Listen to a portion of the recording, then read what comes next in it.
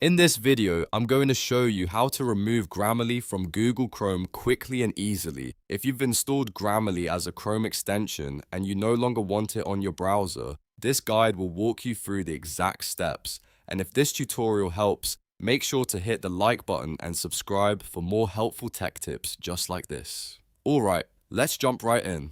First, open Google Chrome on your computer. Since Grammarly is usually installed as a browser extension, Chrome is where we need to remove it from. Once Chrome is open, look to the top right corner of the browser window. You'll see the puzzle piece icon, which is the Extensions menu. Click that icon to view the extensions currently installed in Chrome. After the Extensions menu opens, look for the option that says Manage Extensions. Click on that and Chrome will take you to the Extensions page. This page shows all of the add-ons and tools installed in your browser, including Grammarly if it's currently active. Now scroll through the list or look carefully for Grammarly. You should see the Grammarly extension card listed on the page. Once you find it, click the Remove button. Chrome will then ask you to confirm that you want to delete the extension.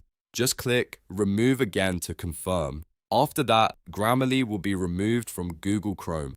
That means it will no longer show up in your extensions list and it won't be able to run in your browser anymore. If you ever want to use it again in the future, you can always reinstall it from the Chrome Web Store. And that's it. You've successfully removed Grammarly from Google Chrome. If this video helped you out, please give it a like, subscribe to the channel, and turn on notifications so you don't miss the next tutorial. Thanks for watching, and I'll see you in the next one.